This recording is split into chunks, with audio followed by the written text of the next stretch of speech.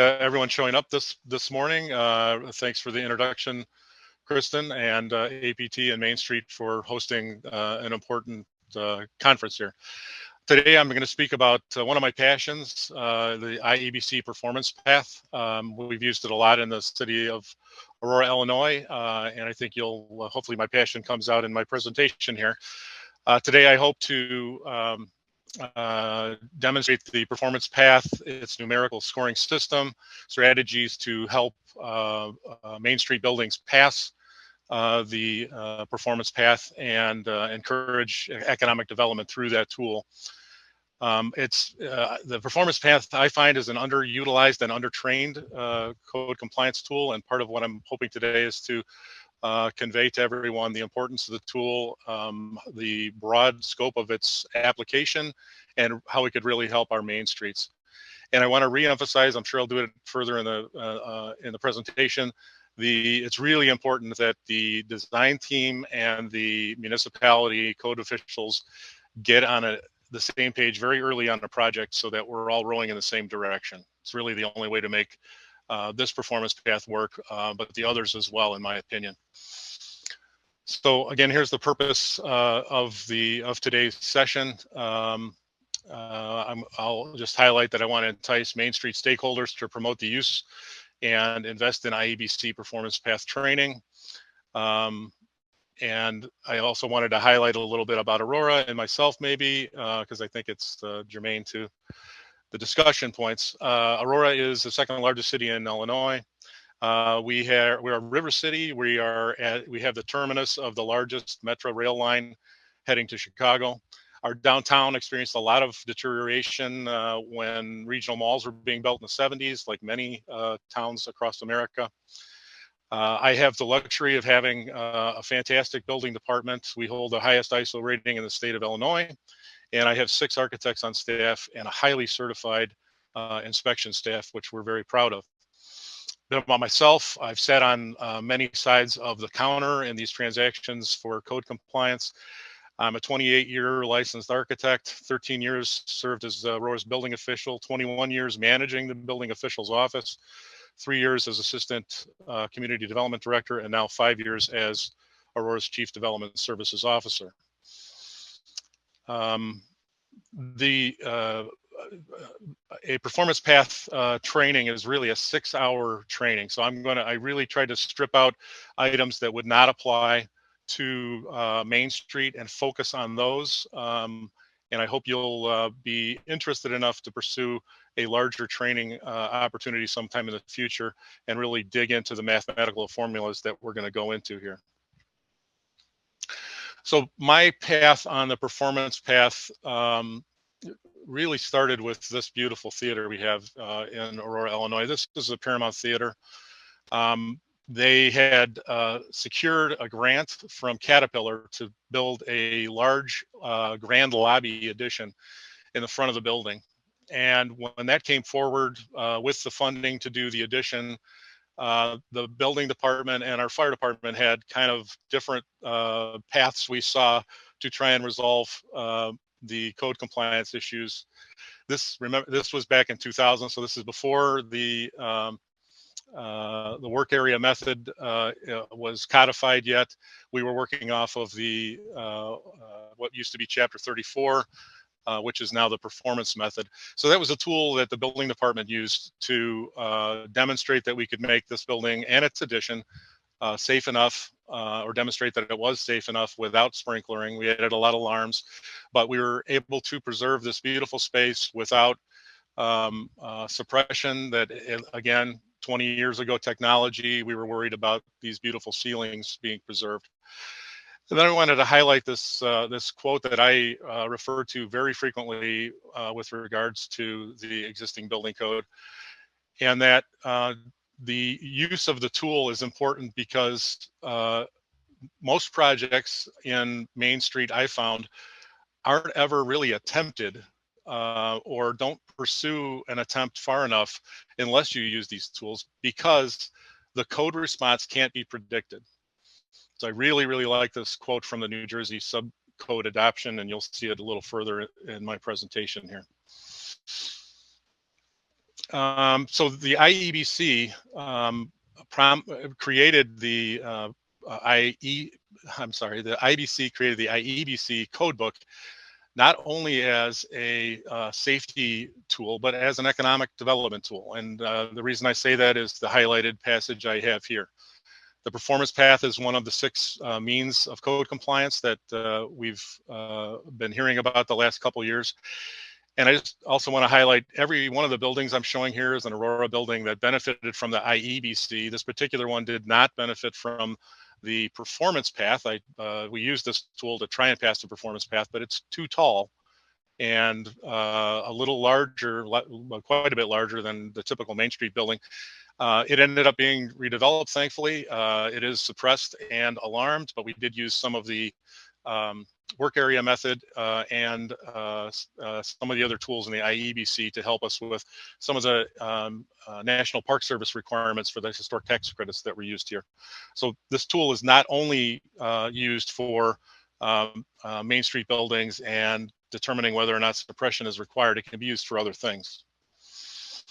So I'm going to highlight a couple of buildings in our downtown that are much more represent the Main Street type of building. I'm going to touch on them briefly in the front part of this presentation and then go into more depth later with 2 case studies. This is one of the buildings I'm going to highlight. This is the Aurora Silver Plate building. The building was blighted in our downtown for 31 years. It's a very small building, only 1,350 square feet. And really, we never really saw any prospects for redeveloping this building. And if not for our use of the IEBC and frankly, the building department's promulgation and encouragement to use it, this building would still not be developed today. This is a little map of our downtown. Aurora, again, is a river city. This is on the island of the river. It's the island's named Stolp Island after the gentleman who happened to own the silver plate. You can see the silver plate highlighted in red there. The building is an important corner, a hard corner in our downtown. It's like Main and Main, frankly, in our downtown. If that building were to disappear, the yellow alleyway, which is the rear of a bunch of buildings on Stolp Avenue there, as well as loading docks and refuse containers for buildings in the Paramount, would be exposed right to our corner of Main and Main. So it was a really important building to try and figure out how we could develop it, and the costs of it was an important part. We ended up using these tools to demonstrate how to redevelop it in a safe enough manner so that we could get the project going and revitalize that building.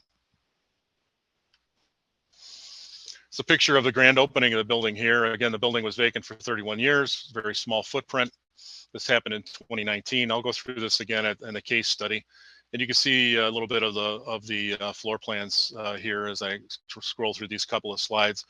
First floor is an ice cream shop, and there's 3 units above it. Ultimately, using the performance path, we were able to demonstrate that we had a building that was safe enough, despite not having a fire suppression system. It did have a full alarm system, and we used compartmentation, 2-hour compartmentation to separate the uses and also the stair enclosure. And as you'll note, as I highlighted, the building does only have 1 exit, although it does have a fire escape on the west facade. So kind of stepping back from that little example, I wanted to highlight the differences between the commonalities and differences between a Main Street, typical 3B Main Street building and the new IEBC code. The performance path allows us to use the inherent safety items in existing buildings. Those buildings are typically very small. They may be shorter than are allowed. The actual travel distances are shorter. And many times I find that older buildings happily have some really good fire compartmentation. In fact, the Arthur Hotel, the first building I showed you as an example, literally had what today would be considered a podium on a podium type of design on the first floor with full 2-way concrete separation, and then a 3B building above it. So happily, sometimes these old buildings have really great fire compartmentation. So this is my attempt to try and demonstrate in a graphic form how much different the existing Main Street buildings might be compared to a non-suppressed code compliant IBC building. So again, this is the big statement to make, I realize here, but momentarily, if you set aside the IEBC required fire suppression systems, I would argue that a building of this size, this is a corner Main Street building, is 12 to 30 times safer than that building that could be built according to the tables in the in the IBC. Again, this building is 3/4 the height of the stories allowed. It's 1/12 the square footage allowed. Its travel distances are 15 to 36, depending on which use you're in, less of the maximum allowed, 15 to 36% of the maximum travel distance. And the the use separation we created creates a very small volume compared to what would be allowed. So again, kind of the purpose of the performance method is to identify and allow credit, mathematical credit, for the intrinsic safety values that you find, intrinsic safety items that you find in an existing building, which additionally might be their small size compared to what otherwise would be permitted in today's codes.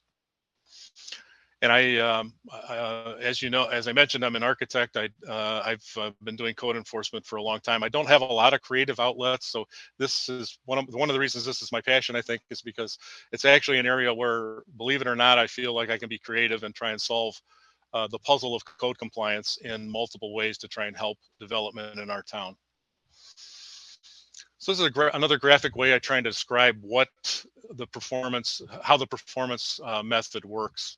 So there are 21 mathematical formulas that you run through when you go through the performance chapter.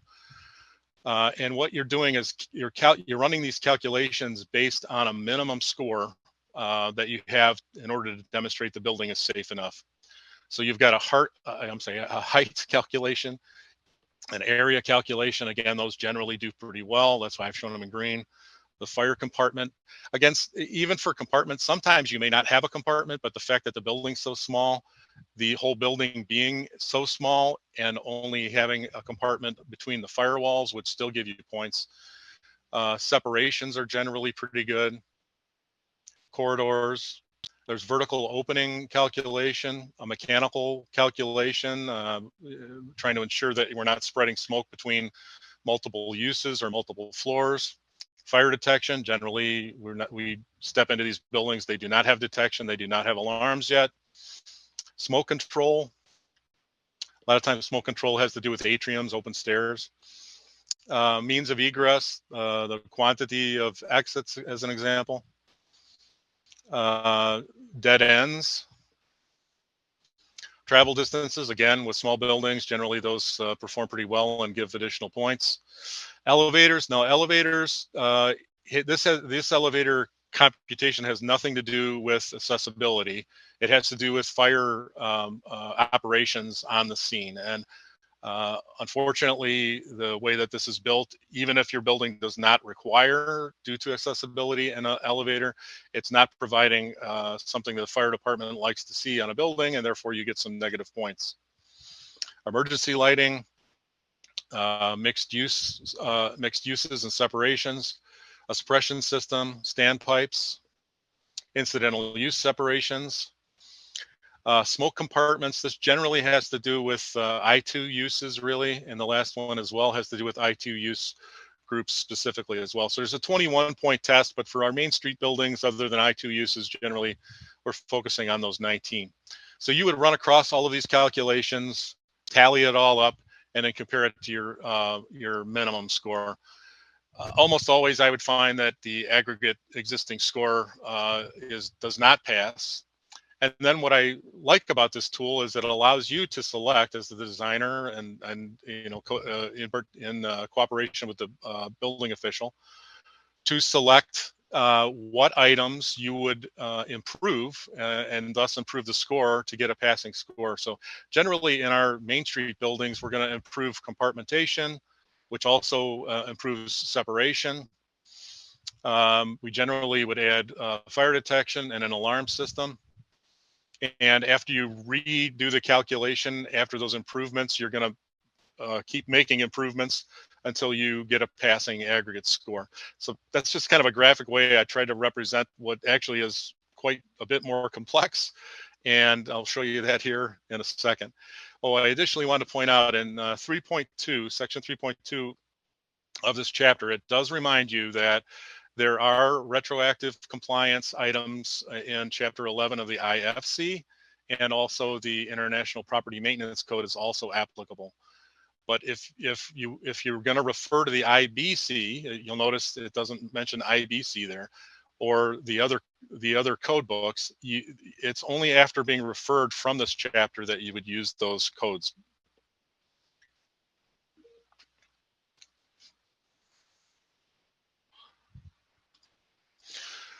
Okay, so this is the tally sheet that this tool has, which is way at the end of the section.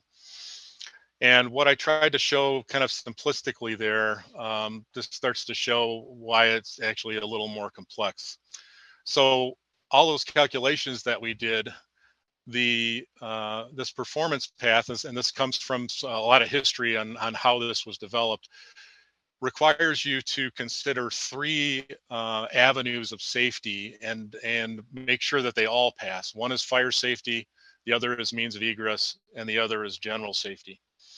So all of these calculations are made. There's even some areas where when you plug it into this table, it's slightly different. Here's an example where sprinklers count only half here, half as much as it does for fire safety when you're in the table. So all of these calculations you're plugging into this kind of resulting sheet here, and you're trying to beat a score, mandatory safety score, which is by use. So these are the scores that I would need, and what this is showing you I'm sorry, this is for the third floor occupancy. So this would have been for an R use on this particular item. And these are the minimum mandatory scores. You'll note, I wanted to highlight here, and I'll bring this up several times. So those items in red are the active fire prevention systems in the building. So we've got, this is exiting. We've got automatic sprinklers, and we've got some alarm systems. This is after we're done. But I wanted to point out that the active systems are providing us negative 11 points essentially, and the passive systems in these smaller, it's not in all analyses that you do, but in these smaller Main Street buildings really can make up for a lot of those points. That's why these analyses work. And in this particular instance, this passes pretty readily, this being the tightest here, passing by 4 points.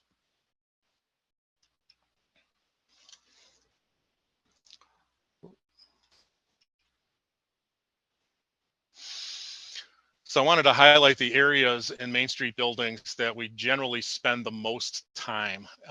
Building area is one of those areas, and I just wanted to kind of show you what's going on in the background for some of the calculations.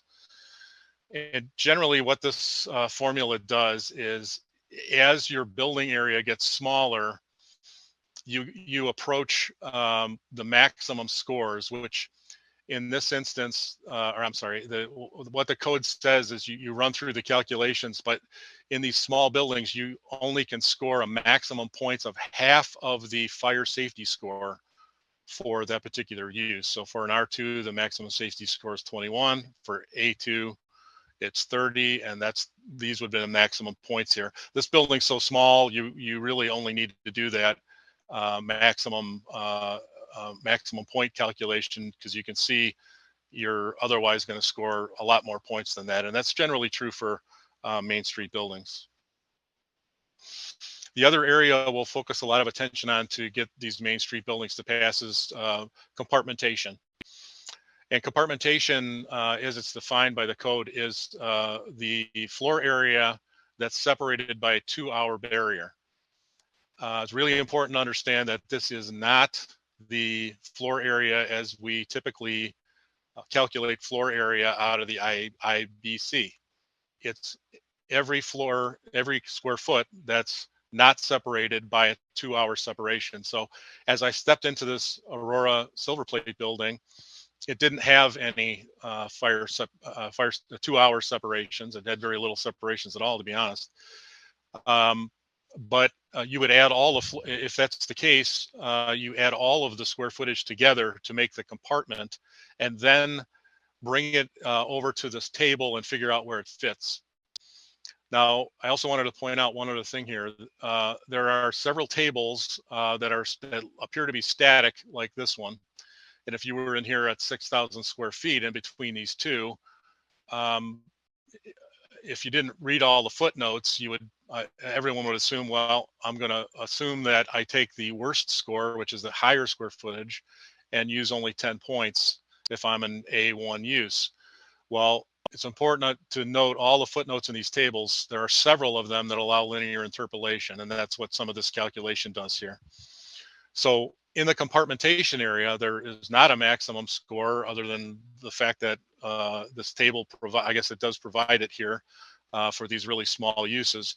But as your compartment shrinks, you move closer and closer to this category E score for each one of these uses. Another thing I highlighted that's really important for Main Street buildings is the travel distance. This is a calculation of the allowable minus the actual distance divided by the allowable, and then multiplied by 20. So as your travel distance gets smaller, your score approaches 20 points. Again, we're going to talk about fire detection quite a bit, and there are multiple levels of both detection and alarm that are in the performance path. We generally on buildings that we've gotten to pass have provided fire detection and alarms, sometimes in beyond what's required. As an example, if the lower level is not required, a small B use is not required to have an alarm, but the residential above is, using these points would compel you to provide those alarms and detection in other areas of the building, so that the residents, those that might be sleeping in the building, are forewarned of some issues so that they can flee the building. Our uses would get a potential swing of 16 points from the negative to the positive here. And then in the alarm system, you get another 10 points. So there's a 26-point swing potential for alarms using this tool. Here's another, maybe a little bit more prototypical kind of mid-block Main Street building, as their Ziegler Music Building. Again, I'll go into some more detail on this towards the end of the presentation. It's also 3/4 of the height allowed. It's about 1/9 of the allowed square footage. It has about 50% of the maximum allowed travel distance. We did provide fire compartments, which created areas much smaller than would be allowed. The use we ended up with here was an R3 over an M. And the square footage in this one's a little bigger at 1,700 square feet. We were able to pass the analysis here by the scores provided here. Again, this is fire safety, means of egress, and general safety. Sorry about the acronyms there. That's how it passed. How we passed it was without a fire suppression system. We did provide the alarm and detection system, and we used use separation compartment of 2 hours in the ceiling of between the first and second floor. And this would be a pretty typical Main Street application. There's not a good opportunity in this building for fire escapes to work would be on the back, but certainly not units on the front. Our downtown wouldn't want to see that. So this is a really typical application, and I hope this demonstrates that many of our downtown Main Street buildings can use this tool to figure out how to create a passing score in the performance path. So I wanted to kind of highlight when you should consider using the performance path. I used a couple examples there, which both would have been IEBC type 3 alterations out of the work area method. So these are closer to a gut rehab projects, then they would be to use the work area method. The work area method would have pushed you into essentially new code requirements. So when you're in the type 3, my knee jerk is always to jump over to the performance path and try and see if that would be more helpful. It generally works for small footprint buildings that are shorter than permitted. A couple of the other examples I'm showing that I have today are higher than permitted. Again, the Arthur Hotel was a 6-story building. We tried to see what could happen there and could not get that to pass. You get penalties for being either bigger or taller than allowed by your construction type. And essentially, I've proven to myself anyway that the tool at that point does not help you pass. You can't overcome it, more or less. Buildings that lack a second exit, or we've also helped not so much in Main Street, but using in buildings that had issues with getting suppression, but could add additional exits on the first floor. You get additional points for more exits than are required. Buildings that have small fire compartments or can create 2-hour fire compartments. And then the other area that may not be so obvious that we've used this tool for is in concert with historic tax credits and the National Park Service, looking for retention of transoms, side lights, tin ceilings, perhaps atriums, where we might be providing suppression, alarms. Again, that Arthur Hotel example, fully suppressed building, fully alarmed building. It has some of these items that the National Park Service wanted to save. And using the performance path, we were able to demonstrate we could get by with a little less rating in a couple of these areas and still pass the performance test and demonstrate that it met code. So it's not always about suppression. It could be many things. And the tool can be used to demonstrate that things are safe enough. This building here is our original Aurora City Hospital. It's an 1888 building. We very recently did a performance path analysis here, and we're able to demonstrate that the building could be rehabbed. It's being rehabbed with a very large project. This particular portion of it being so historic, though, the NPS was interested in a lot of the interior corridors. There's you can see there's a large monitor light and clerestory light there with an open kind of a donut corridor that runs through the second floor into the first floor. And we were able to demonstrate through 2-hour separations that we did not need to suppress this building as well. And that's in fact the path that the designer chose on that particular project. So one other thing I wanted to point out, I thought was stated well in this City of Pittsburgh white paper, was it's really important to have a design professional that's knowledgeable about these tools, but not only knowledgeable, but willing. So we've spent in Aurora the better part of 2 decades now trying to use these tools, and very frequently, especially early on, we meet with a proposed project and their design team, and the design professional was literally unwilling to work through the performance path with us or use the IEBC. Some of that, I've heard many reasons from these individuals. They are individuals I respect a lot. They have great skills in certain areas, but they either simply weren't interested in digging into the IEBC, or I even heard the comments about difficulty in figuring out how to bill for it, or whether or not they could convince their patrons or the building owners to allow them to pursue it. So it's really important to make sure that the municipality is engaging with the design professionals in the community to make sure that that everyone's interested in pursuing this. And I'll even highlight a couple more tips that we have for that in a future slide here. This is a Grand Army of the Republic building, was also the city's first library.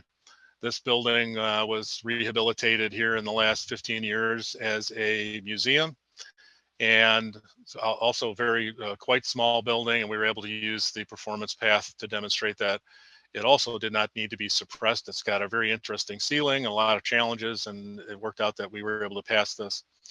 So I wanted to go through a couple slides here about how we can all work together to eliminate those real or perceived uncertainties and get everyone to participate in at least looking into the IEBC to see if it can help us redevelop our downtowns.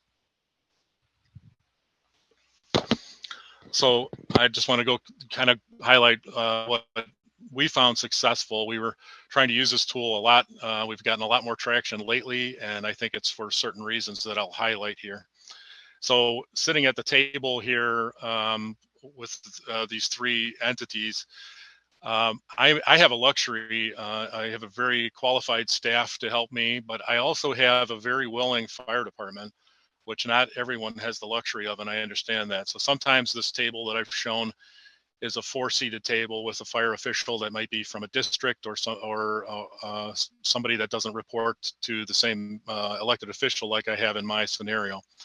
So I do have a luxury there that helps us to use this tool as well. That may not be available to everyone, but I wanted to highlight what we've done.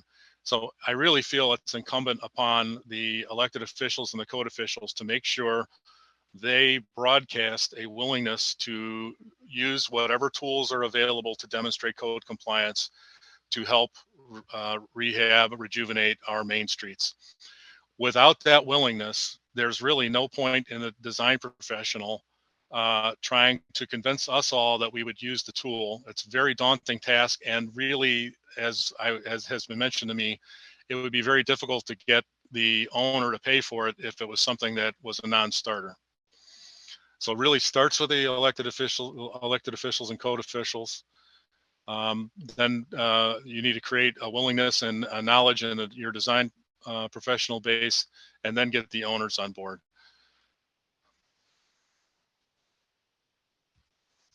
So I guess I wanted to show everyone what we've done, perhaps challenge some of us stakeholders to step into this realm a little bit more and try and promote the use of these tools.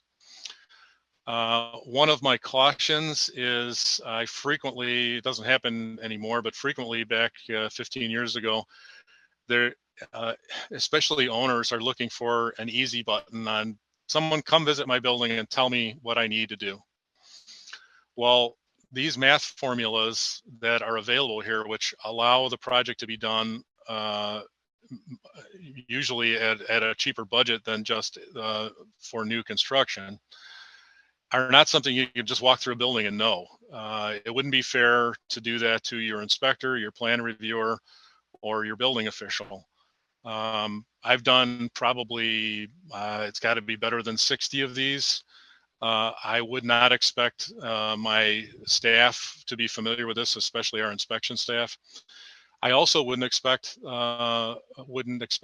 design professionals who likely haven't touched 60 of these to be as familiar with these tools as the code official could be. So what we've found is we've developed a schematic design process. We literally created a permit that we call the existing building code permit. We want to do an intake meeting as early as possible in the project. It's usually most helpful if there's some schematic design, but sometimes, again, to convince the owner that it's worth pursuing, a tire kicking meeting just to discuss what might be possible does make sense. So we do that as well. We roll through the calculations with the design professional. Usually there's a back and forth a couple times. We literally coach the design team through how to use them. And then we go back and forth till we agree on the architect's ultimate submittal that it does pass code. Then we have to, essentially, we write our findings in that permit, and then that becomes a document that follows along with the actual permit that would be submitted later. It's really important to get this agreement early on a project. It's not fair for anyone sitting at that table for everyone to make assumptions on what other players' positions might be, and then show up with fully detailed construction documents and expect that the code official is going to agree with everything, or that the design, and I would suspect the design professional doesn't want to acknowledge that some of the assumptions were incorrect. The other thing I really wanted to point out for elected officials and code officials is, do not, again, my opinion, I would not burden our existing building stock. And if you wanted to limit that to your downtown core or something like that, but don't expect existing construction to meet all of your local amendments when you adopt new codes. I'll touch on that at the end a little bit more, but we have a lot of local amendments, many of which have to do with livability, sustainability, admirable goals, but much easier to achieve in new buildings. Our adoption of the IEBC literally says, do not pay attention to our local amendments, use the IEBC as it's written. So we're trying to make it as easy as possible without overlaying our local amendments, just so as to not additionally burden our existing building stock, which already has a lot of challenges. The other thing that we found after a couple of years of frustration for not getting enough traction here was we started providing seminars for staff and for local architects. An IEBC seminar for the whole book is a 2-day seminar. Generally, there's a day devoted to the performance path. If you can offer continuing education credits, as we've noted on our last couple of days here, that's important to all the design professionals. They'll be more interested in attending if you offer those. Providing those gives me the opportunity to try to publish a list of the architects who have been trained to then give to my downtown stakeholders to understand. We may have fantastic architects in our town, and you may find somebody that really knows their way around a kitchen, as an example, for the restaurant you want to do. But if they're not willing to use the IEBC, I, as the building official, am really handcuffed. I need somebody to design it and present it in that fashion. And if you bring an architect to the table with us that is unwilling, then you've kind of eliminated one of your paths to code compliance. So we publish those trained architects lists, and that's what we give to people who are interested in development in our downtown. For design professionals, I hope I can pique your interest to commit to a 2-day training on the existing building code. I hope our other speakers have done the same. It would be important to, if you see a lack of willingness or interest in the code official, approach your elected officials, approach your Main Street organizations, your downtown organizations. Make sure that others understand that there are other tools out there, and question why they're not being used if they're not. Preservationists, if you would promote the fact that these tools can be used, and promote the flexibility of your community's approach, you have the potential to bring more people interested in pursuing redevelopment in your downtowns. Owners and stakeholders, again, you really need to engage an architect with experience in the IEBC tools and a willingness to perform them. Again, you could encourage your elected officials to use them and promote the community's willingness to figure out every code compliance path available for every project. So that's kind of the overview and my urging of everyone to learn more about these tools. I now have some of these two case studies to walk through, so I'll spend a little bit more time here going into a little bit more depth on these projects. So again, this is the Aurora Silver Plate building. It had been vacant for 31 years, really a blight right on an important corner of our downtown. We'd had a smattering of interest, which really never went very far at all. The truth of the matter is the building was so small, the investment to bring it up to today's codes proved so large that no one really pursued the project. In 2019, a local entrepreneur was interested in developing this ice cream shop on the first floor and also some residential on the upper floors. Those portions of the project have all been completed, and they're actually working on a wine bar in the basement. Again, this is pretty close to our Paramount Theater, and both of those uses are very complementary to that use. So we're encouraging that redevelopment as well. You can see I'm highlighting some of the floor plans here. The floor plate on the first floor again is very modest. You can see the stair entrance off of Downer Place to the south there to the bottom of the page. A couple bathrooms, a small prep kitchen, and then the retail sales for ice cream and a few seats there. Again, as I mentioned, we demonstrated the building was safe enough without fire suppression system.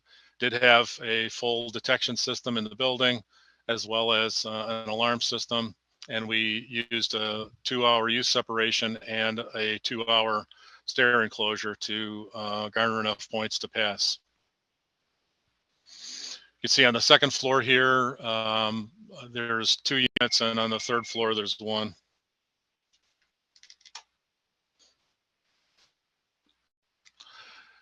All right.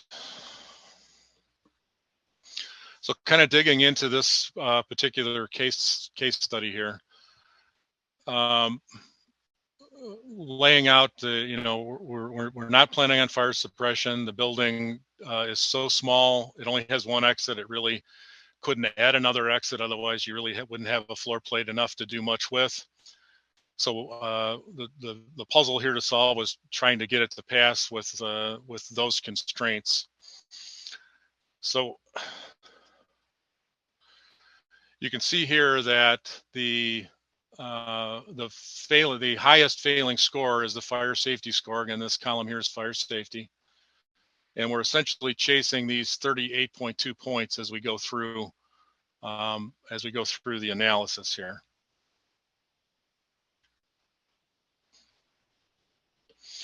Note that we've taken the negative points for the lack of sprinklers. We've acknowledged that there's only 1 means of egress, although it does have a fire escape on Stolp Avenue on the west. So there's a category there, which is also -3 points. And despite not attempting to do anything yet, the compartmentation score is really pretty strong because the building's so small. It already fits into a very small category even after adding all the floors together. The tenant and dwelling unit separations have a negative score because they really don't exist yet. And then obviously the lack of fire detection and alarm systems are negatives as well. So those are the areas we're going to focus on there going forward. So I'm going to, the slides going forward for my case studies are going to show a linked spreadsheet that APT has developed. It'll soon be publicly available. It's really impressive. I've been doing this for years. It cuts the amount of time down to about an hour if you're familiar with this tool at all, from something that used to be probably a 4-hour task. It's very sophisticated. It's actually almost deceptively simple. But I want to go through and show you kind of how it's used and demonstrate some of these calculations as we go through here. So built into this linked spreadsheet, each one of the cells you fill in gray there has got, or the ones that have variable answers, it has a pull down, and you literally just select what the answer is for that particular category. Again, here on this particular one, I've indicated that my second floor is a 1 exit story. And I really can't thank APT for digging into this endeavor to build this. We're still working on a couple things, but it would really help the industry to help make that certainty for our Main Street projects, and help everyone compare notes easily when they're doing these calculations. So the next part of the analysis has to do with heights, the number of stories, the areas, and open perimeter. So as you go through this tool, you enter the allowable heights and the actual heights. Allowable stories, actual stories. You enter the allowable square footages and actual square footages. So this is all stuff we're familiar with working through right from the table in chapter 5 of the IEBC. It then goes into open perimeter increases. It asks you for those perimeter lengths, and then it associates the width of that open perimeter, that 30 foot, no less than 20 feet calculation that we're familiar with from chapter 5. And so it asks you that in that score below. And then it also goes into if 25% of the perimeter is open or not, and the open distance here. On silver plate, as you can see here, I actually have the benefit of open perimeter, greater than 25% open perimeter. It's not true on a lot of our downtown buildings, mid-block buildings like the next one, but in this particular case, it did apply. Oh, and I forgot one thing. So then you additionally on that screen declare construction type as well, so that the calculator knows how to do all the calculations. The next part of the analysis is mixed occupancies. So in this particular case, we do have a mixed occupancy. I've got an M use. Some people might call it an A less than 49 to a B for an ice cream shop, but we have that on the first floor and R above. So we're choosing to separate the building, and with that 2-hour use separation, and that creates in this table creates a 2.4 point swing in the residential floors. We additionally would enter the tenant and dwelling separations. So in this case, I've got a mix. I've got fire separations or fire partitions for an hour on the second and third floor, and greater than or equal to 2 hours for my use separation from the first floor. And again, those are things that I'm choosing to do to increase the score.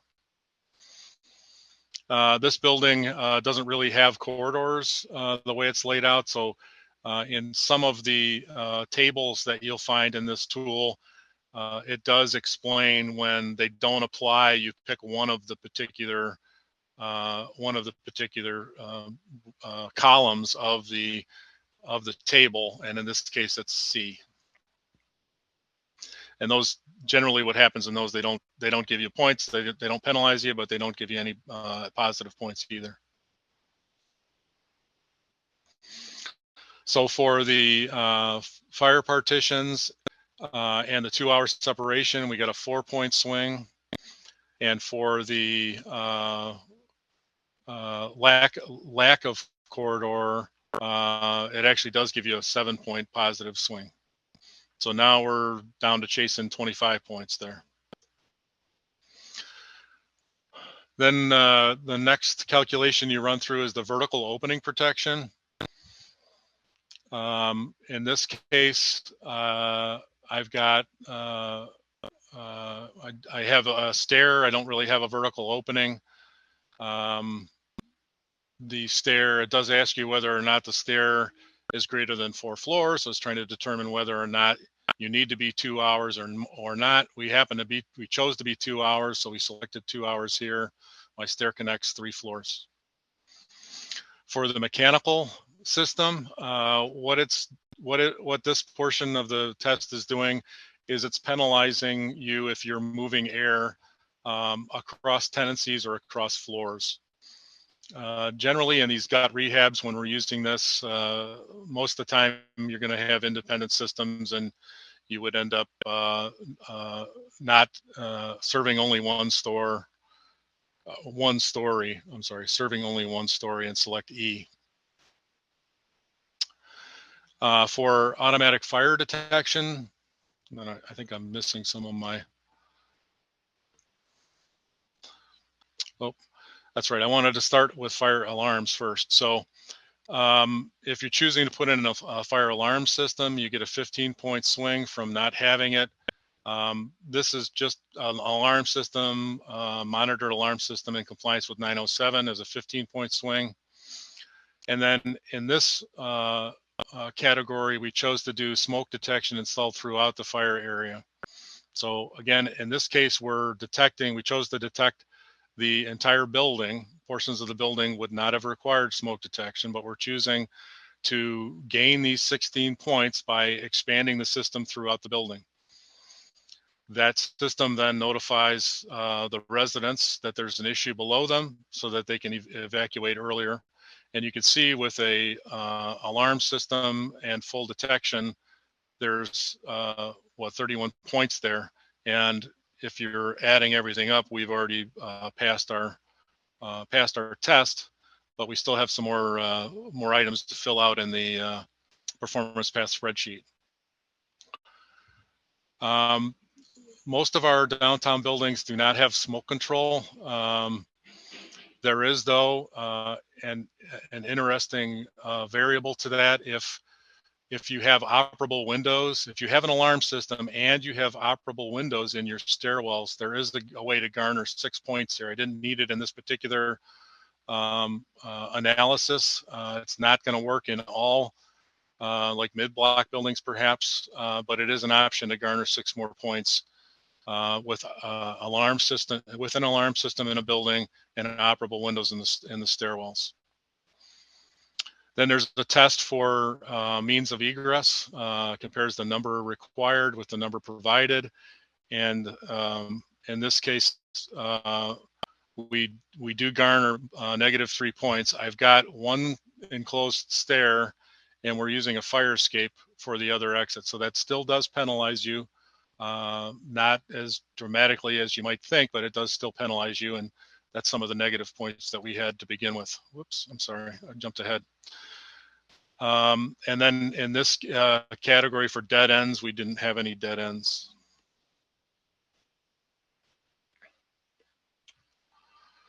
So again, travel distance is one of the categories to fill out. This asks you about the actual travel distances here, asks you for whether you qualify for stories with one exit. And it's asking you your occupant load to help determine whether or not you are required to have more than one exit. So again, these actual travel distances are being calculated against that formula I showed you earlier, which was allowable minus actual divided by allowable times 20. So it's built right into the spreadsheet, does the math for you, and plugs it into the tally sheet at the end there. Again, as I mentioned before, elevator controls is not about accessibility in this study. It's about fire operations.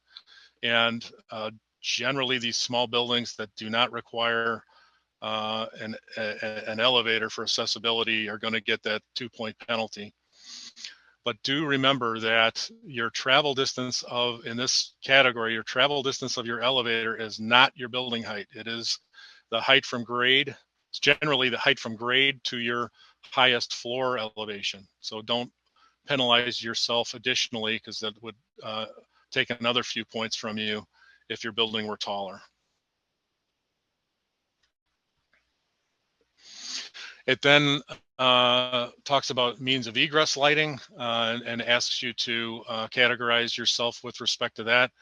Generally, these gut rehabs, I find, we're just going to comply with the means of egress lighting, but it additionally asks you whether or not you've got a backup power supply as well to garner some additional points. We then here take the negative points for the lack of sprinklers in my R2 use.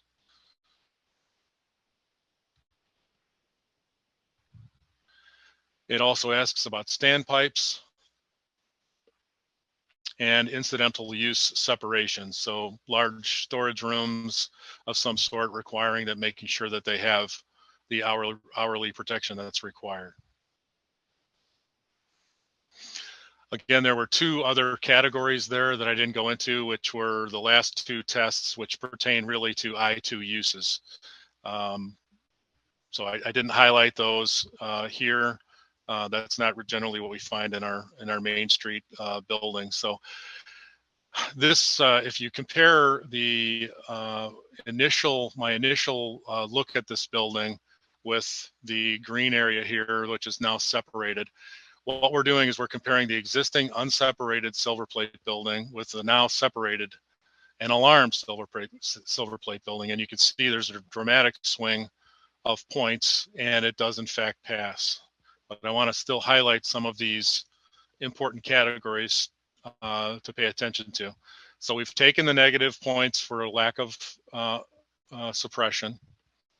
We've taken the negative points for not having the two enclosed exits, but providing a fire escape. We've increased our scores in compartmentation and tenant and dwelling unit separation, as well as corridor walls, by beefing up our ratings when we were constructing the building and creating that 2-hour use separation.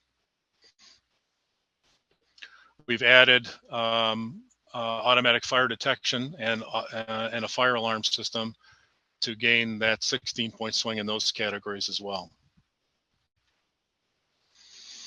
So this particular one, again, this is an end cap building. It did have the ability to have a fire escape. So we used an R2 here instead of an R3 use, which I'll demonstrate in a second. But I hope I'm showing everyone that it is not only possible, but it's I would say likely that we could get most of our, especially 2-story buildings on our Main Street, but even 3-story buildings, we can get them to pass.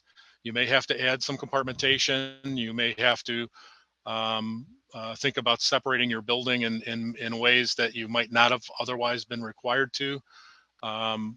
As an example here, we could have created, if we needed to, we could have created an additional 2-hour separation running perpendicular to that straight run stair, as an example, between those two units, to cut that floor into smaller pieces to garner some more points.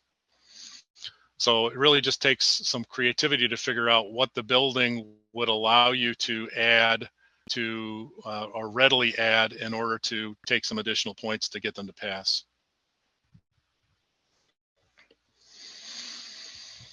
So again, the existing conditions here were a small footprint building. We were able to create small fire area compartments.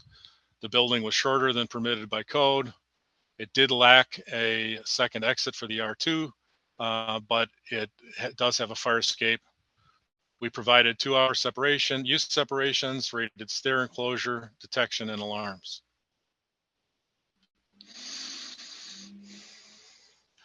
So specifically on this particular project, we actually went through 2 architectural consultants. Kind of a long story on the first, but worked well with both of them. They were receptive to our suggestions on how to get this to pass using the performance path.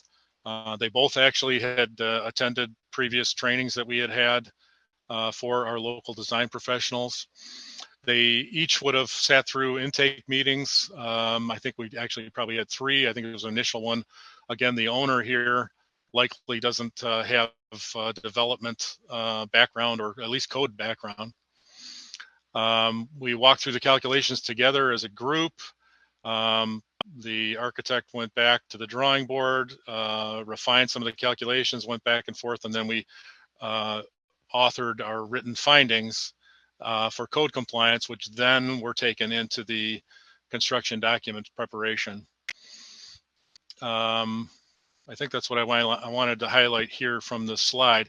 The other thing I wanted to mention, excuse me, is that Aurora has been very lucky to have a good deal, despite the pandemic here, a good deal of downtown redevelopment happening right now. Some of them are larger buildings than what we're talking about here. And those larger buildings have been attracting, I would say, at least regional developers with some savvy on and or at least consultants that are savvy with historic tax credits and existing building code challenges and the use of them. But what I've found on our typical Main Street buildings is they're small enough that those are not buildings that are attracting developers that have experience. So generally, and actually the two examples I'm showing you here are local entrepreneurs interested in developing something in our downtown, obviously have a love for our downtown, but they don't have code background. They generally hire local design professionals, which is what happened in 3 times here, because this one was twice. And really what I find is that then the burden is really more on the municipality to make sure that there's an understanding that, hey, there are some additional tools to use. And we've been really trying to push through the means that we can as the building official. And my role as is expanded in Aurora. I'm responsible for the building department, the planning department, which has preservation buried in it, and economic development. So as I've added hats to my responsibilities, it's become more and more apparent to me that there is a role for the municipality and the code officials to play to make sure that everyone understands there are other possibilities on solutions. Everyone assumes that code is black and white and very rigid and not flexible. And I really try and make sure that everyone understands that there are other possibilities, and that at least my hometown here is willing to pursue them to try and make sure we get some more development. So with that, we'll step into the second case study here. This is the Ziegler Music Building. It's a 3-story building. It's kind of a more typical mid-block building, as you can see. It does have a single stair, about 1,700 square feet. This building had 3rd floor vacancy since 1956 and a 2nd floor vacancy since 1968. So despite a lot of pressure on our downtown when malls were being developed, our regional mall was developed in the mid-70s, this building had already experienced quite a bit of vacancy even before that had occurred for whatever reason. And the building, despite an occupant on the 1st floor for many years, it really had gone untouched for 40 years. When we got into the building, there was a lot of things that needed to be dealt with even on the 1st floor and just hadn't been dealt with. But here again, a local entrepreneur was interested in creating some residential units and remodeling the 1st floor speculatively for some mercantile. So working through this particular project, again, I'm certain that this project would not have been accomplished had we not used the IEBC performance path to demonstrate that we had a means, another means for code compliance than what everyone would have assumed on the front end. Again, a little context here. The Ziegler building is in red there. It's a mid-block building. It happens to be a stone's throw from our central fire station here, so our response times, I hope, would be within a minute. So a lot of our downtown is close to the central. Downtowns are close to central fire, so it's my hope that response times would be looked at favorably in those instances. Like many downtowns, several of our downtown streets are in fact state routes, state highways. North Broadway here is State Route 25. So all of this right of way between building facade to building facade is controlled by the state of Illinois. Getting out into the State Route 25 to access that water main for the water service increase would have added a lot of time and cost to this building. It was clear, this building owner made it clear that the project would not have happened if we had not pursued the performance path as we had.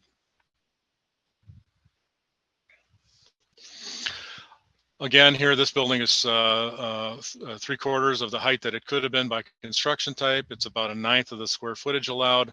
It has half the allowed travel distances. We did create a 2-hour fire compartment between uses, between the first and second floor.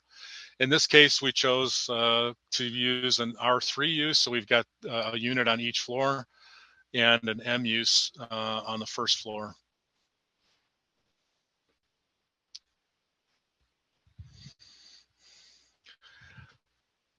Again, here we using this tool, we demonstrated that we were safe despite the lack of a fire suppression system. We did provide, similar to the last example, the early detection, early warning with the alarm system and compartmentation using 2-hour separation.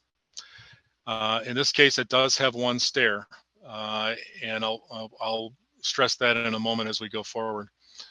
Another thing I want to highlight here is this did not have, this was not a tax credit project, but this owner, to his credit, was very interested in preserving all of the corridor features in this second floor and in the stair. So we did spend quite a bit of time assisting the design professional with ensuring that we had the ratings that we needed here, using other tools that APT has published, like the English Heritage wood timber door manual, which helps you determine how to deal with panel doors, how to handle the backside of panel doors to help give them ratings, how to rate the backside of transoms and still leave them in place.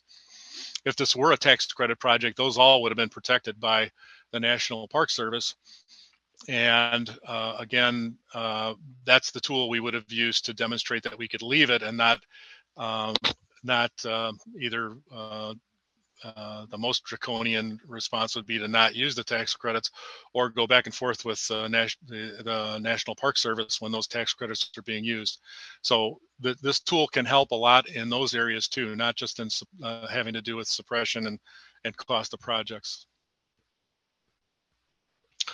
So again, along the same lines, it's a similar puzzle we're trying to pass here, and it has a similar result, but not quite exactly the same. Again, in this case, we run through our little calculation sieve here and find out that in this instance, general safety was the most negative score, and we're chasing 46.8 points in order to pass. Here again, the automatic sprinklers are declared and take the negative points. We've got one means of egress, and we've got compartmentation, building area, and which actually did not fare too poorly. The lack of a fire detection system and a fire alarm system here are negative. I do want to point out something here. This preliminary sheet is doing calculations based on the way that the performance tool works. Is there's kind of two paths within the performance tool. One is to calculate things on a separated use basis, which then allows you to look floor by floor or use by use. If you do not have separated uses, it forces you to take the worst score of all scores and tabulate your scores using that. So these initial takes on our scores are based on that unseparated. So as an example, that's one of the reasons I'm getting where was my, I'm taking negative points here because we haven't yet made it an R3 building. It was previously a B use, so it's still negative here. So we'll change that when we go into when we start using the new calculations and are allowed to have one exit for our R3 use.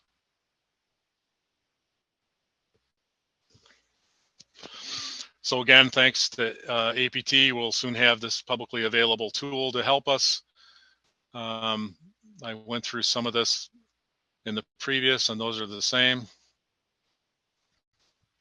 So here I'll highlight kind of the differences between the two. Again, we're going to go through our allowables and actuals. That was height above. It's stories on that particular one. Here's all of our areas, allowables and actuals. In this case, I do go through the perimeter lengths and the open areas. This case, though, we do not have more than 25% of our perimeter open, and therefore will not get a perimeter increase in our area calculation. The previous slide, I realize I skipped by it too quickly, but here's where you declare what your construction type is as well. And here's where I acknowledge that I do not have 25% of my perimeter open.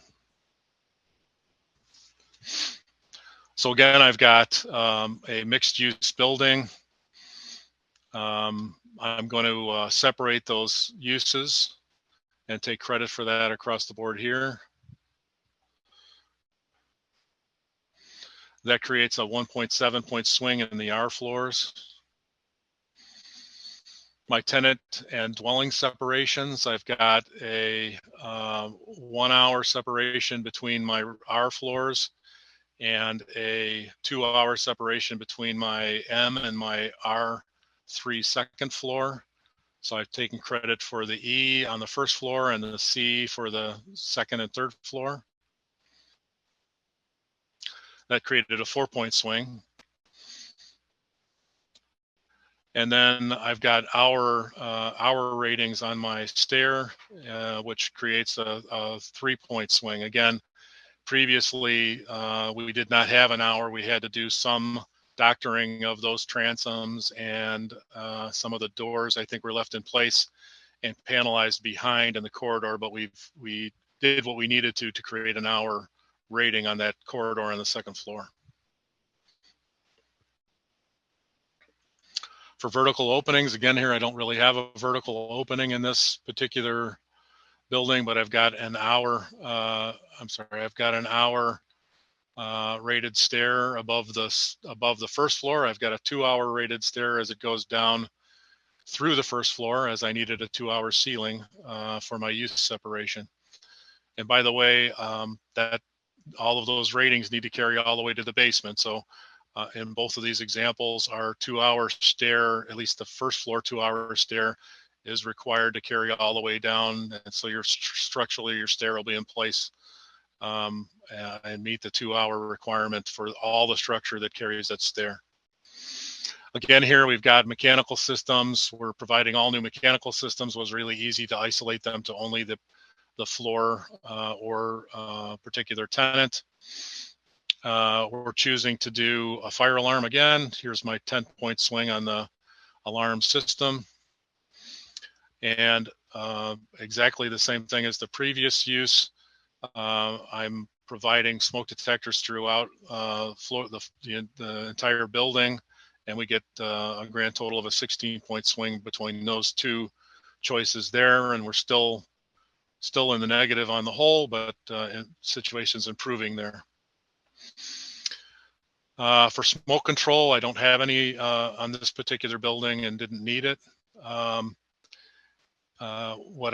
guess what I wanted to point out here, though, is if you think about your typical mid-block building, I mentioned in the last case study that there is an opportunity to get 6 points if you have operable windows in an alarmed building. I'm sorry, operable windows in the staircase of an alarmed building.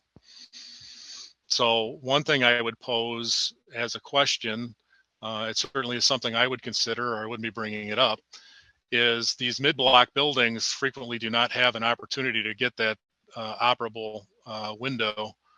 In this case, I wish I had shown the third floor here, I apologize. But in this case, the opportunity would be back here, stealing this window, or that opportunity for them window from this unit, from the back of this unit. Since you already have an alarm system to get this to pass, I guess one of my thoughts would be maybe we could convince ourselves that an operable smoke skylight or some kind of an operable device through the roof that is triggered by an alarm may be a similar means of achieving the same thing, and then possibly giving yourself some points. I think that might be an opportunity to gain some points in some mid-block buildings in particular to help our downtown buildings. Again, we've got the means of egress numbers here. Again, I'm an R3 in this instance, so I get to, I'm meeting code if I have one exit on those particular floors. So I get to choose the category B for those floors because I've got, I'm meeting code. So I'm not taking, I'm able to take credit for that and not take the negative points for not having the required exits. Whoops, I passed by the dead ends again. So, and again, in this instance, there really aren't any dead ends that qualify for the negative points here as well.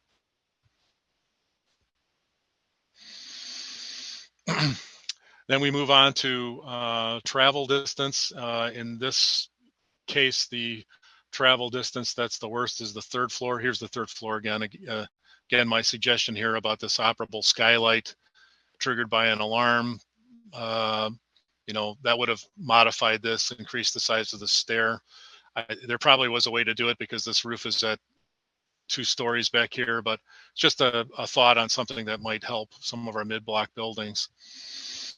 But with respect to the travel distance here, clearly the worst travel distance is here through this third floor building, getting to the one exit. So that is this particular egress score. The way that this calculator is working is it's working on a score for each floor. So each floor represents what its maximum travel distance is. Same thing's true with the elevator. That travel distance is not the height, it's to the actual highest floor of the building. The balance of this is going to be quite similar to the other example. For means of egress, we're going to meet the means of egress requirements from 2702. We do not have emergency power provided to take extra points. We're going to acknowledge that we do not have sprinklers in our R3 uses and therefore take the negative points there. We did not add standpipes, did not need standpipes, and then we didn't really have any incidental protection areas of note, but had we would have protected them to meet code.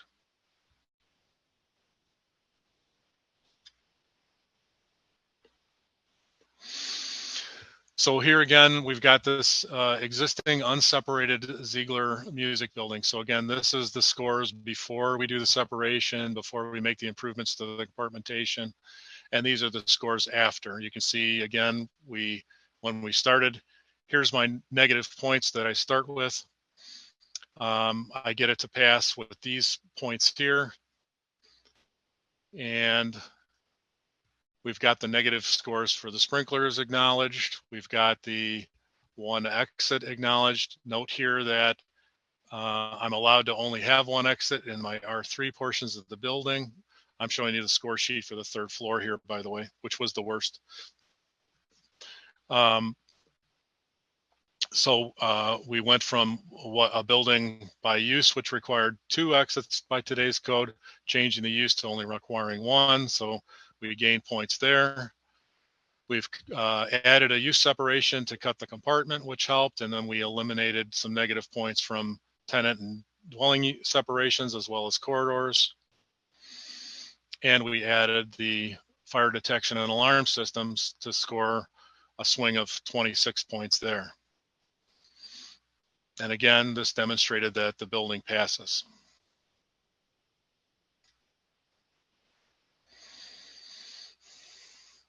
So why this building passed, again, is very similar. I thought this was an important example, though, because this would be akin to more of our mid-block buildings downtown, so cover more of our Main Street building stock.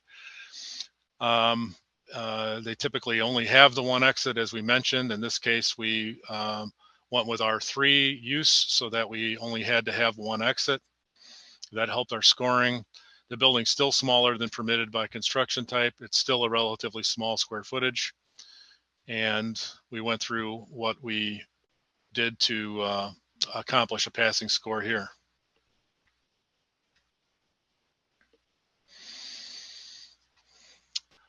In this particular instance, we, I'm sorry, I had a copy error here, and I apologize for that. We did not go through 2 consultants on this one. We only had one. That design firm did go through our training that we'd had before. They were willing and interested to pursue how to make this project work and work with us along the way.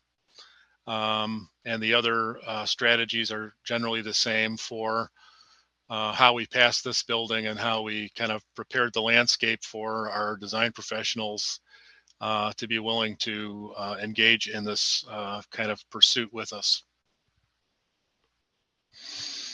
I do want to thank the 2 design firms. They're acknowledged here for allowing me to use their copyrighted material in this presentation. And then I wanted to pose a couple of what I hope are thought-provoking questions. So I want to compare our 3B Main Street building with the IRC as an example. Again, our typical Main Street building has 2 floors of residential, above business mercantile. It may or may not have existing separations, but when we use this tool, you can tell that you're going to improve the separations, very likely. The fire access is generally pretty good, better than I think in some instances that I'm going to show you in a second. You've got public rights of way available generally, at least on 2 sides of the building. It's not fantastic. The Silver Plate building would be better with access on 3 sides. I acknowledge that, but generally it's not terrible. It is already a limited square footage, and we have a now monitored alarm system in this building.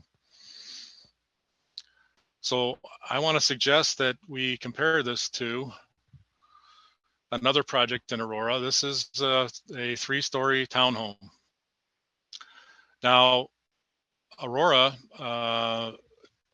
the codes that we've adopted in Aurora do not require sprinkler on single-family homes, including townhomes. So if I compared, and I know we're not the only communities that have done this, at least in my region, and there's reasons for that. I couldn't argue with having suppression systems in especially new buildings. In our case, where 97% of our community is built out. We had debates when we adopted our codes when the IRC started introducing residential sprinkler systems, and we ended up having a requirement, but it's basically at a large enough square footage that it wouldn't be required. So if you have a community like this, I guess I want to challenge everyone to think about what if you're a community that has is not requiring sprinklers in this new residential townhome.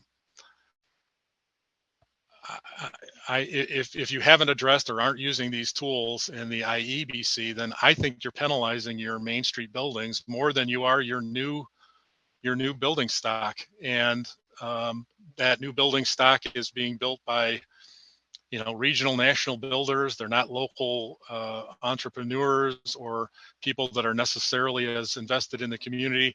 And I think it's a big miss if we're treating these things in such disparate manners. The other thing I wanted to point out is, I mean, there obviously are differences between the two. These Main Street buildings might be a little bigger in footprint, but you know, in this instance, for these 3-story townhomes, you know, we've got fuel storage or battery storage in our vehicles that are immediately below the R use.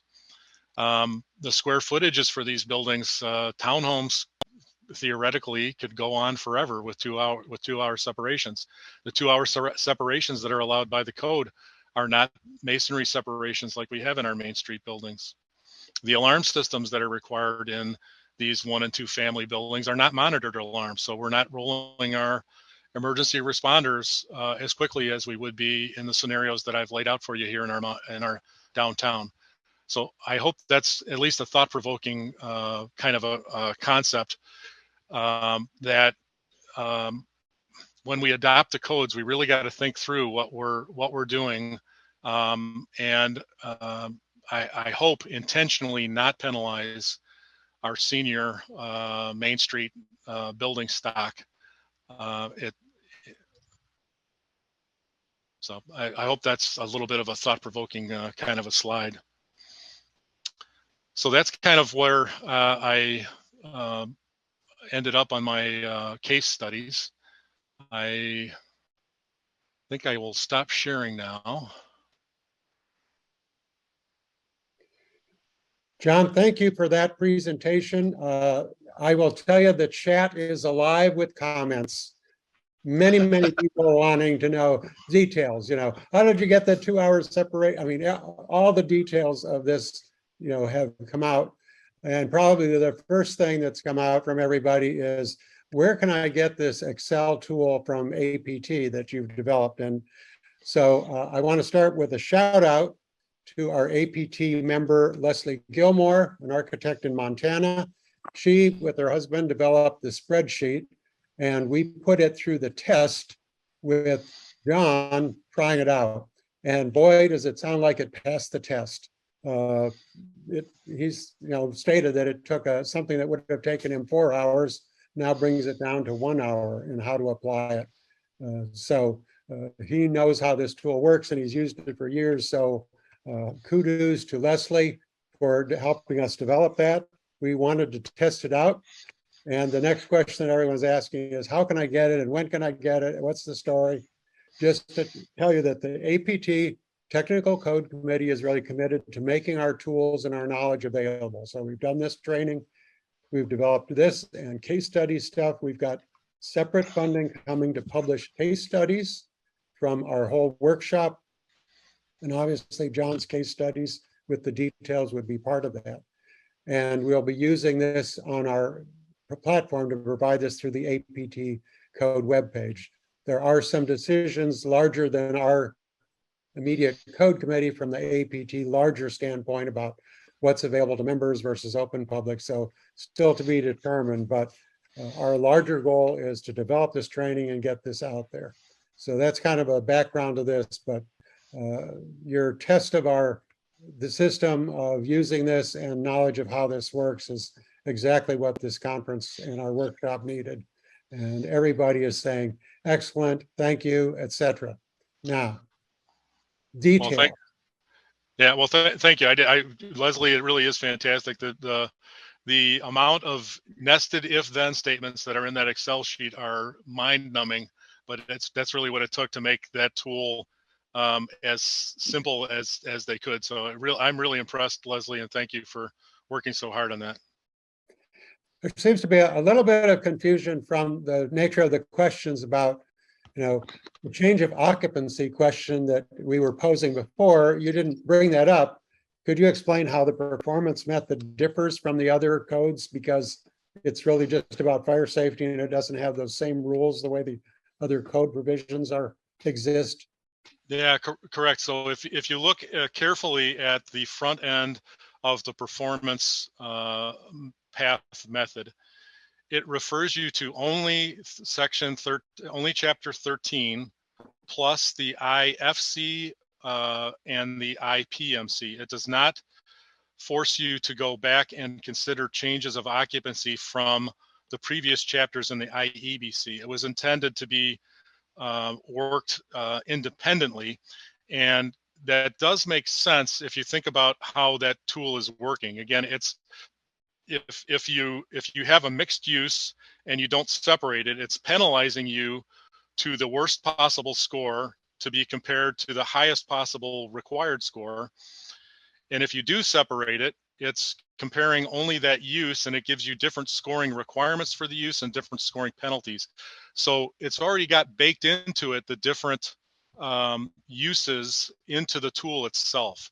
So I agree with the methodology that was set up. They were actually, if you understand the history of how all these tools came to be, they were created on separate paths to begin with. But I do like the fact that it is still independent of those use separation choices that you'd have to make in the previous IEBC chapters. John, you also have we also have requirements that come from Chapter 3 in the IEBC, and then the fire code, any of the retroactive provisions of the fire code, and the energy code, and accessibility through Chapter 3. Any conflicts there? Any things there we should be particularly aware of? The area that I would be careful with is retroactive requirements that you adopt in the IFC. The energy requirements, I mean, in the ecosystem here in Illinois that we have a mini-max state energy code. So we're still having to demonstrate energy compliance, although through some alternate methods, as we heard, I think yesterday. But for the IFC in particular, it's really important, again, and it's important when you're adopting the codes to really be cognizant of what you're adopting and what it's requiring you to do. If you have requirements in the IFC chapter 11, which is the retroactive chapter, that force suppression, let's say, on particular uses, then you're taking some of the power of this particular tool away.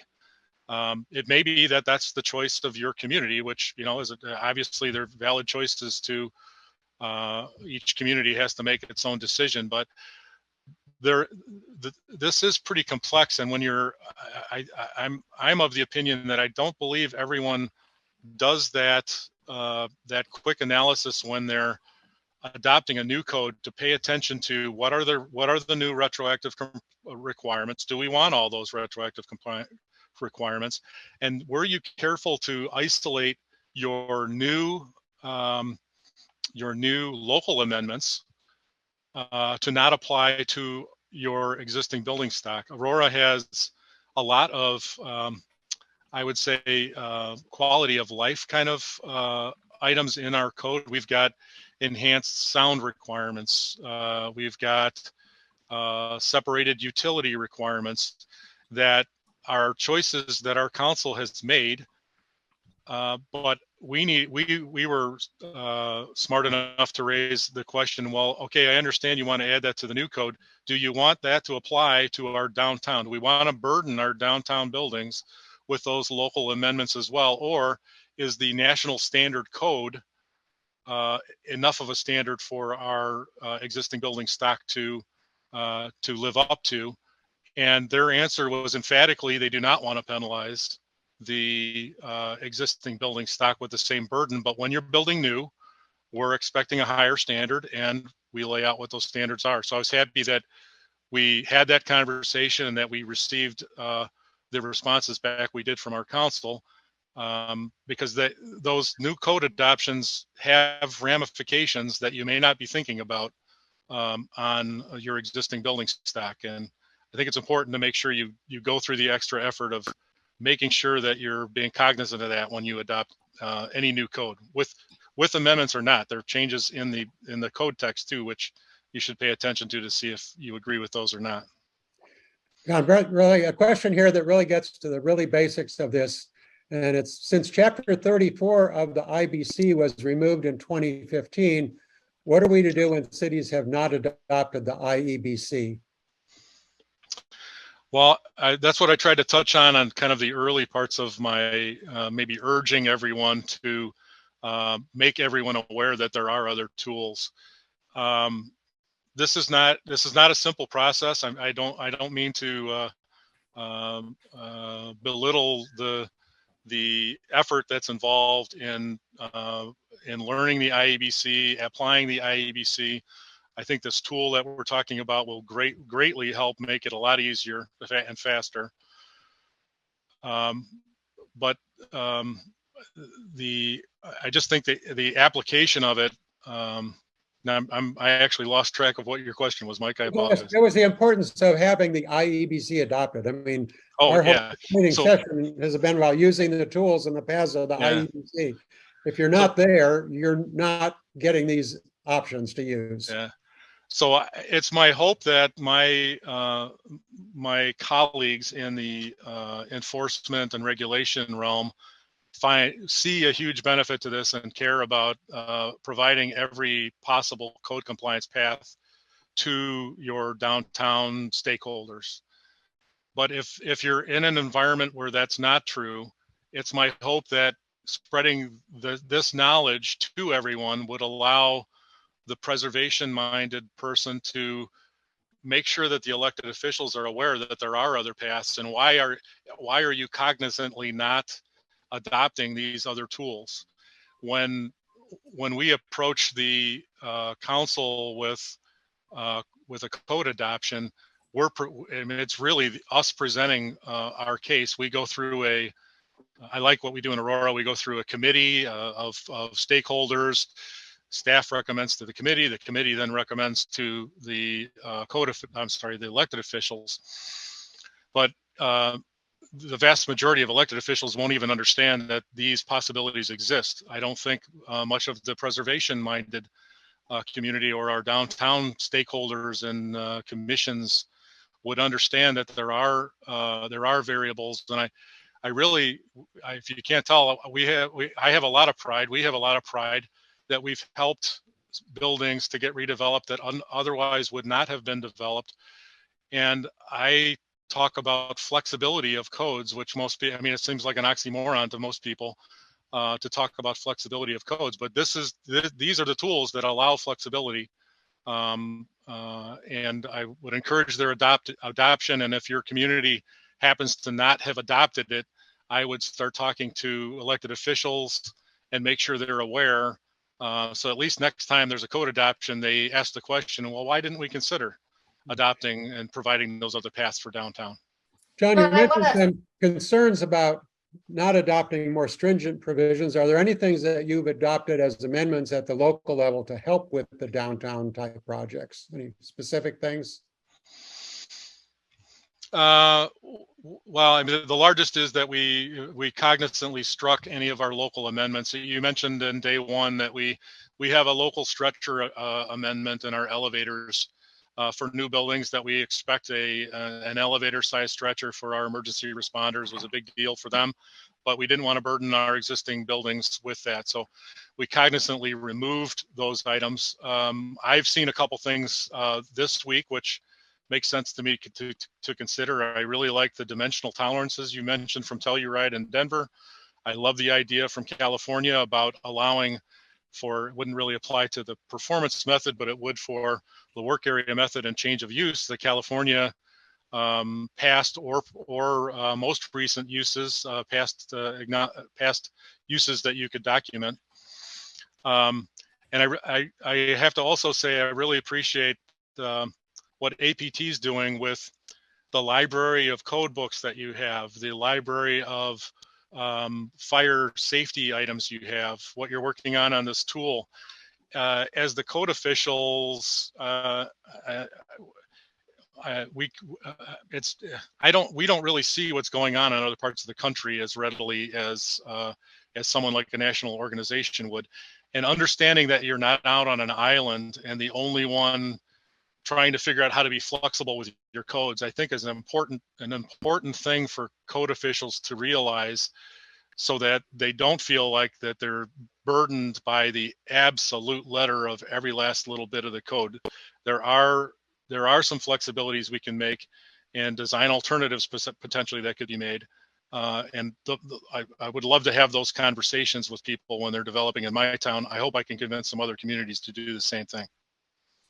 John, a question for you. Some of the historic building allowances, essentially the as of right allowances that are in the work area method, so another compliance method, but transoms and doors and swings, et cetera, would there be any value to looking at those allowances from the work area method and dovetailing them into the performance method for historic buildings when applied to historic buildings? The code doesn't say that directly, Marilyn, but I will say the entire premise of the performance method is a trade-off method. So you're trading one thing for another. So I generally will hear if someone has an idea on how to help a particular building, if we collectively, again, the building official in concert with the design professional, can convince ourselves that we have a safe enough building in the end, we would consider design alternatives to allow that potentially. We might meet halfway potentially if you can get, 3/4 of the way with some of the methods to provide a panel on the backside of a panel door or something on the backside of a transom. I really think it's important that the communities acknowledge that they're willing to have the discussion. And only then, when you've conveyed that and convinced the design professionals that there is an option, will they know to pursue anything. Otherwise, it's simplest for them to just move forward with what they read out of the code book. And the other question that I have, which stems from some discussions over the last couple of days, as well as what about we don't have the IEBC, is when you showed one of those last slides side by side of Main Street building and a townhouse, residential townhouse.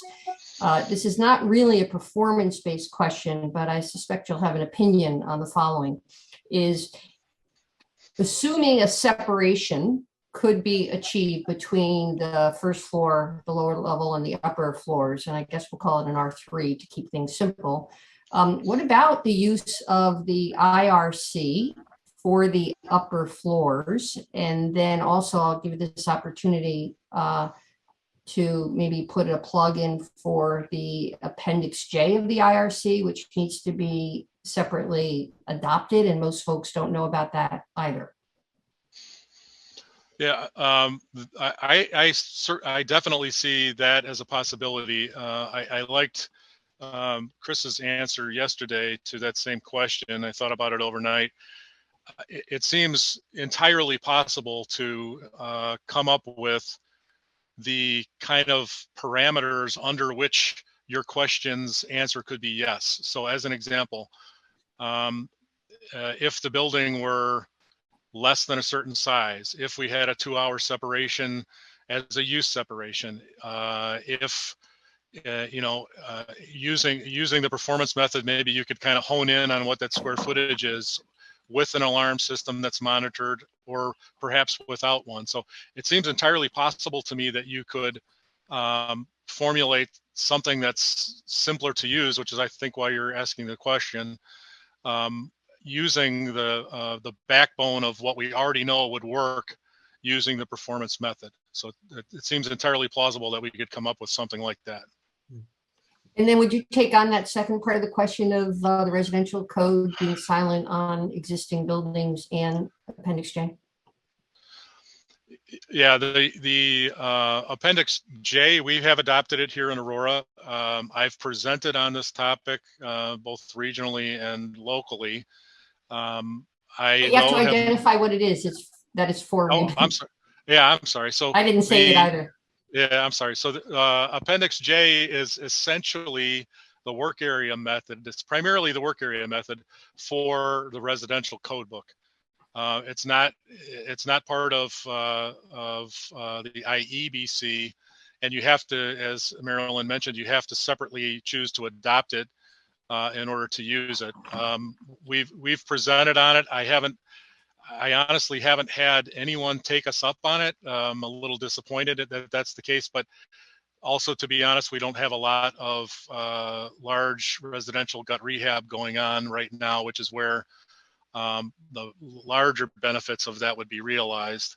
But it's certainly something that I don't know why I honestly don't know why a community would choose not to allow those additional code compliance methods to be used, and therefore I would highly recommend everyone adopt Appendix J.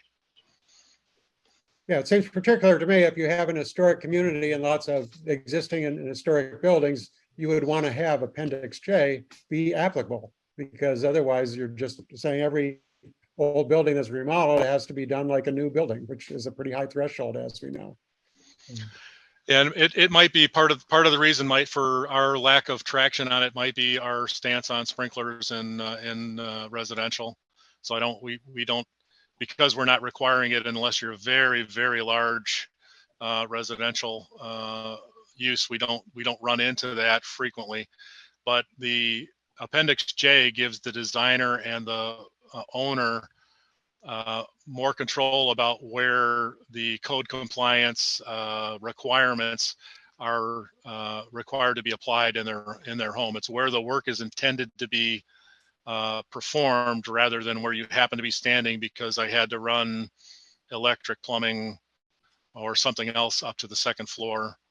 So it does help to isolate where the compliance requirements should be focused on in a project, so it doesn't run away from you. And one of the technical questions that came up in several people was, you talked about getting a 2-hour rated corridors and separation. Any thoughts on what were the typical means and methods you used to get the better, higher 2-hour rating on those walls, which are typically like plaster? Well, in both of my instances here, so the 2-hour portions of the stairs, remember in both cases, I had a 2-hour use separation between my first floor and my second floor. So you're automatically, in those buildings, they're clear span 3B building. So you're going to have a bearing wall on the interior side of your straight run stair. Right. That's going to carry your first floor ceiling. So you're automatically going to have to deal with a 2-hour separation there. In all of these, well, with one exception, all of the separations that we worked with on these particular buildings were all multiple layers of drywall. In these particular buildings, we did not have ceilings to try and protect. So that was not so much of the challenge. We have had, let me, before I move on to that, the corridors though on the Ziegler building, we did need to get to an hour. So we did protect those, and we used backing panels and fixed some of the doors that no longer needed to be operable, and backed them up with drywall partitions to create the hour for that particular scenario. We've also had other buildings that had ceilings that we wanted to preserve. Again, it's my opinion that it's important for the building official to make sure that the design community understands that we're willing to look through each scenario as its own case and try and solve that puzzle in a way that makes sense for that application. We've had floor joist cavities that we've filled with rock wool, as an example, to help beef up what was a less than new code required separation, to convince ourselves we had something more than what we started with. We've had lots of applications like that where we look at it on a case-by-case basis and try and solve it with a design professional. You have experience with the coatings, the intumescent coatings? You know, I don't. I was intrigued by that presentation as well. The area, I mean, it seems if you can get an hour with that, I mean, that would resolve a lot of the gymnastics that I've gone through with the design professionals, not just me, but we've gone through collectively to solve that. I think that might be a lot simpler with that application and solution. At the very beginning, when you started talking about your training, you mentioned that you do training and it's a 6-hour training, et cetera. There were a number of people that immediately said, is that publicly accessible? So what's your time frame when you do actually your training? And maybe people interested in that. Well, I haven't done a 6-hour course myself. I think eventually I will. But to be honest, what we've done in Aurora is host a multi-day seminar for IEBC training. We've engaged ICC and then a local consultant in the past to do that multiple times. I would suggest that someone do that. If APT wants to do that down the road, I'd be happy to participate in something like that as well. I'm just not right now. I'm not here, so I guess I skipped over part of what I was going to say. It's really pretty important, at least to get the design community. I understand everyone wants the knowledge. That's not surprising to me, but to get especially any of the reluctant design community to participate in a training session, you really need to provide CEUs. Yeah. And I'm not set up to do that personally. I help my community through, or my community's helped us, I should say, probably through promoting training through, and it's been free training actually, that the city's hosted, and we've tried and the intention of that is to help really improve our regional traction with using these tools to help our downtown and really make sure everyone understands we want everyone to use them. So the long way of going around, I'm interested in that possibility, but I'm not set up for that now. Yeah, okay. And we at APT are a certified provider, the CEU. So we've actually worked with that. And that's part of why, some of you are taking this class today, because we've got that. One really important question's come in again. A common response by the fire department staff has been that the life safety code, quote, requires sprinkler suppression systems in a renovation. How have you worked with the fire department personnel to make sure they're aware that the IEBC is the code of record as opposed to, say, the life safety code? That's a really important question, and it came up yesterday. I'm sorry I didn't touch on it.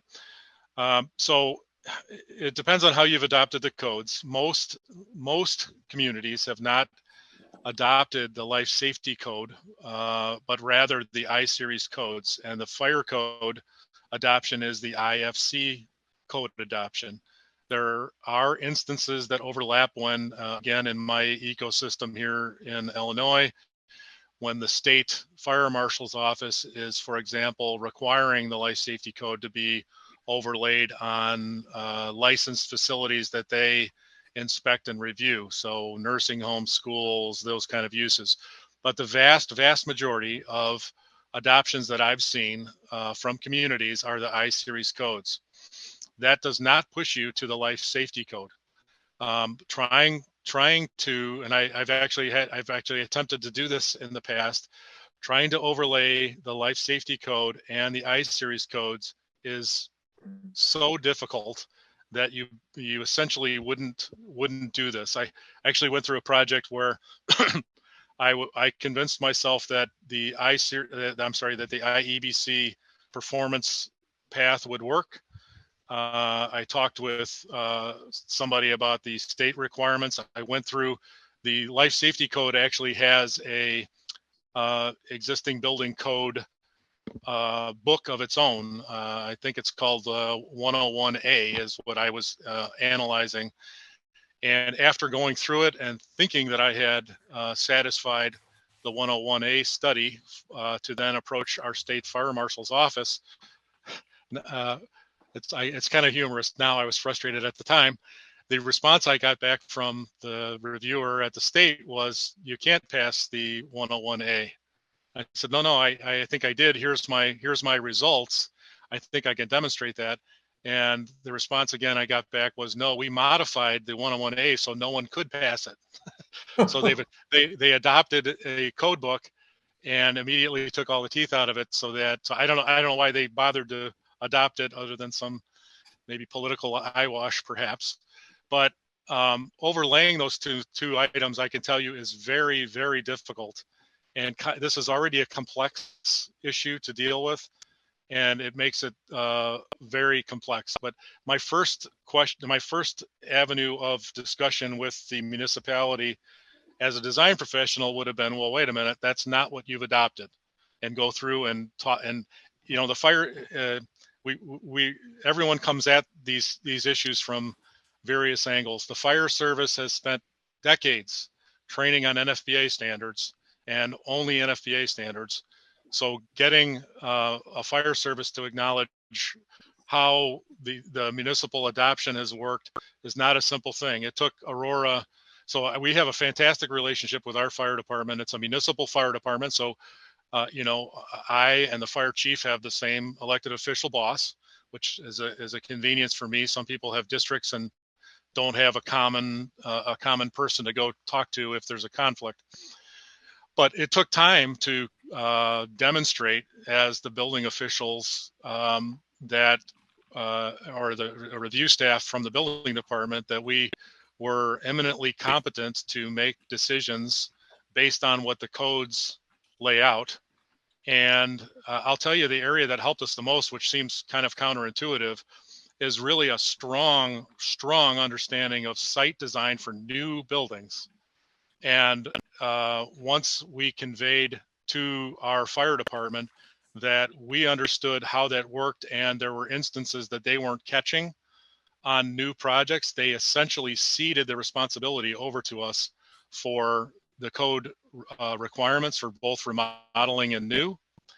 And they simply want to engage with us on more of the operational, which entirely appropriate, operational decisions that might have to do with equipment access, items that they definitely have a line of sight better than my staff does. So in some ways, I'm very fortunate to have the kind of environment that I have to work within, and culturing that relationship is an important part of that question. And I acknowledge it might take some time.